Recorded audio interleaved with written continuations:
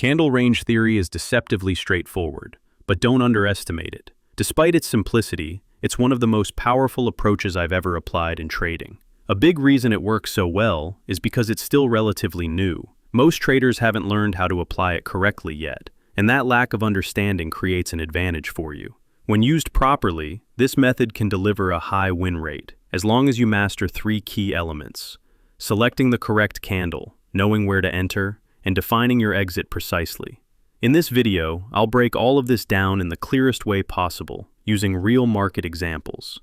To apply this strategy correctly, you need a basic understanding of two core smart money concepts: market structure and liquidity. We'll touch on these briefly. First, let's get a quick overview of what candle range theory actually is and why it's so effective. Let's look at a bullish candle range. Once this candle closes at a certain level, there are only two possible scenarios that can follow. In the first case, price continues moving higher, quickly breaking above the candle's high and closing outside the range. When that happens, there's no trade for us. The market is simply continuing its trend, so we move on. In the second scenario, price changes direction and begins trading back inside the range of that bullish candle, eventually breaking below the candle's low. And this is the important part. That second scenario isn't random at all. In fact, it's something we can anticipate. If you're able to recognize the early signals, you'll know when price is likely to remain within the candle's range and then break lower.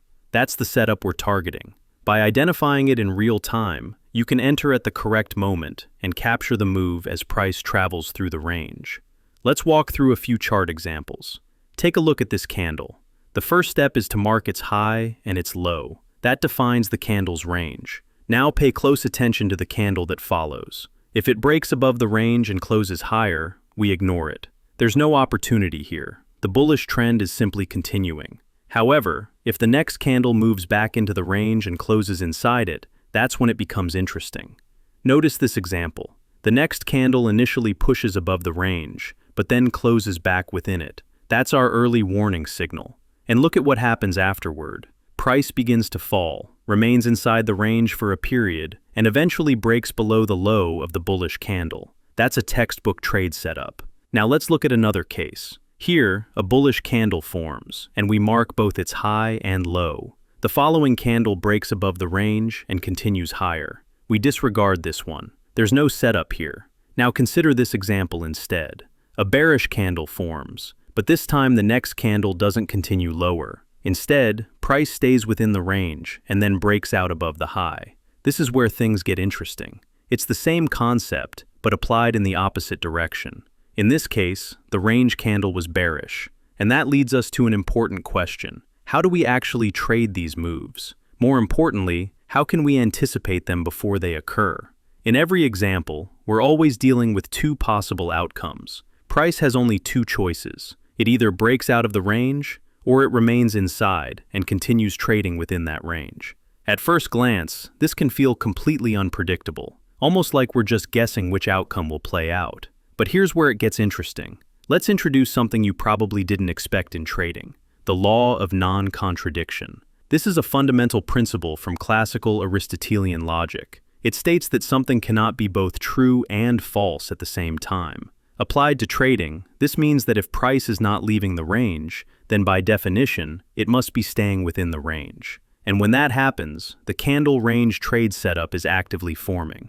It's that simple. That's your cue to start paying attention. So why is this important? Because according to candle range theory, the market always cycles through three repeating phases: accumulation, manipulation, and distribution.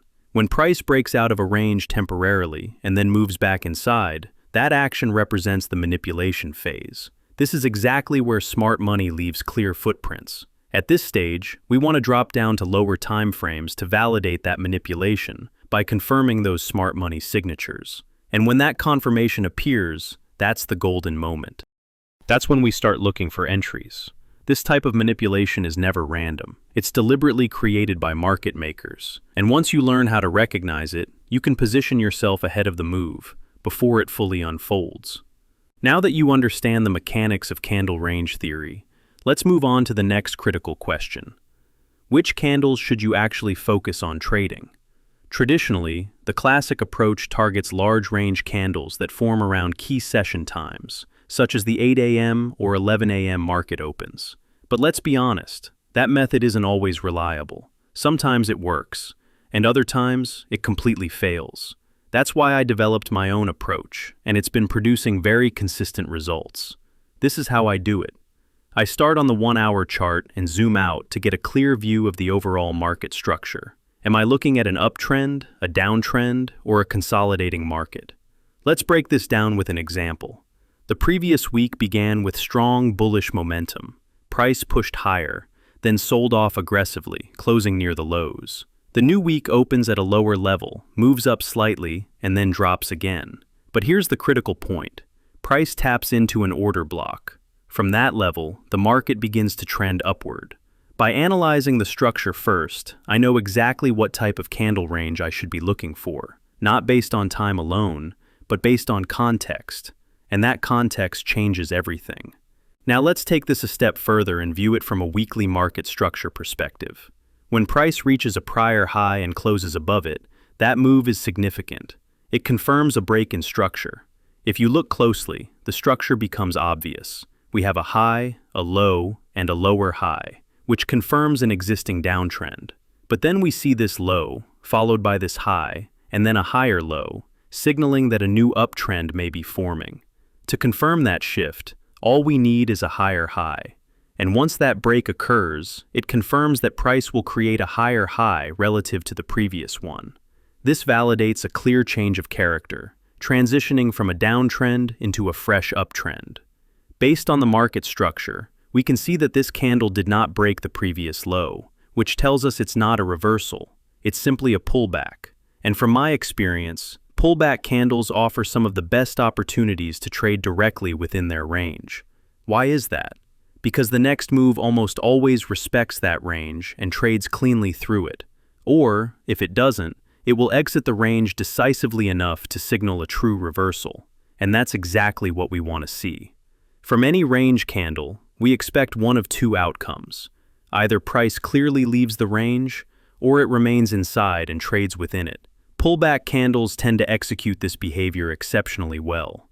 To really grasp candle range theory, you first need to understand what a candlestick is actually communicating. Every part of a candle carries information. Each candlestick consists of two primary components, the body and the wick. Let's begin with the body.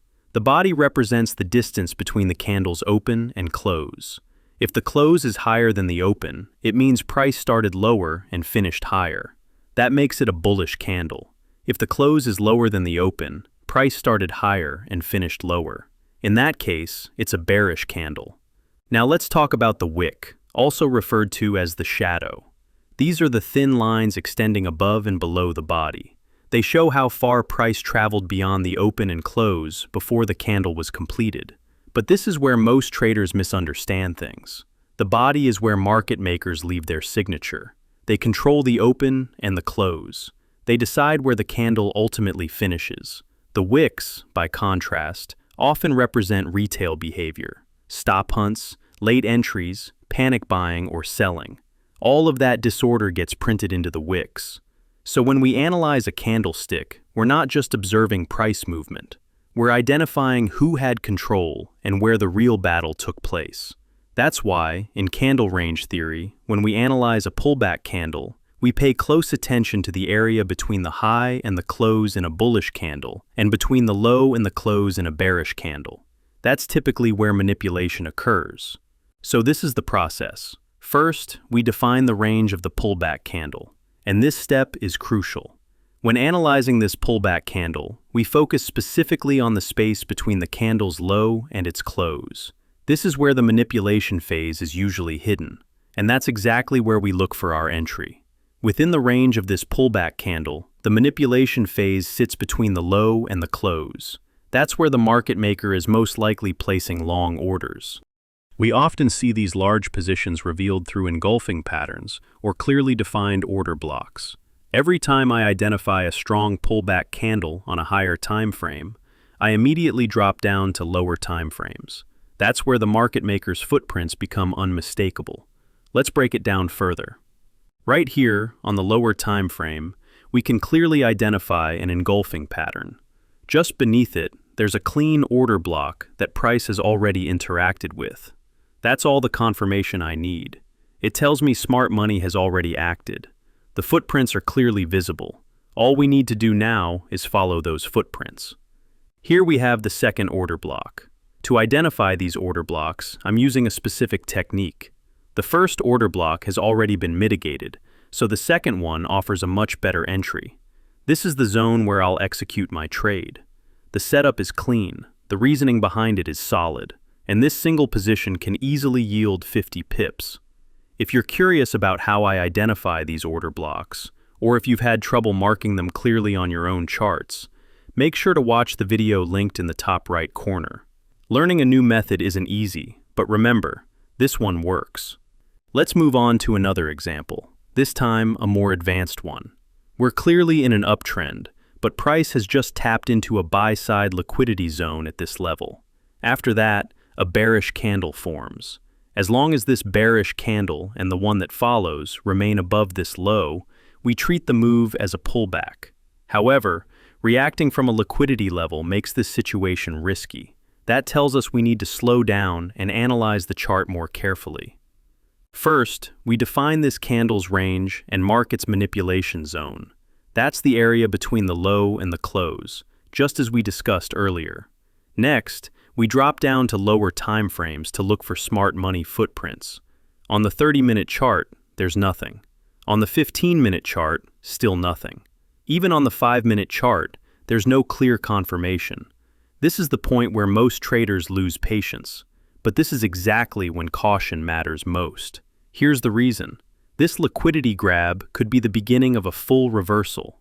When we inspect lower time frames, we must see evidence that smart money has stepped in. We're looking for signs that strong buy orders have been executed at this level to stop the decline and initiate an uptrend. If we analyze the lower time frames and find no smart money footprints, then something isn't right. And that tells us this is not manipulation yet. In this scenario, we stay patient and monitor the next move on the 1-hour chart. If price breaks below the range on the 1-hour time frame, we need to zoom out and check a higher time frame.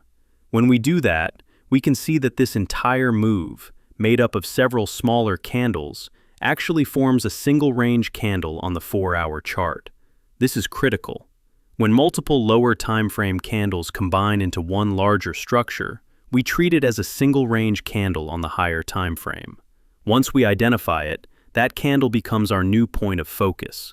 We mark the 4-hour candle's range, then return to the lower time frames to search for smart money footprints. And there it is, a clean order block exactly where we expect it, sitting perfectly inside the manipulation zone. That's our entry area. With this setup, it's completely realistic to catch a 40-pip move, even though the situation initially looked chaotic. That's it, guys.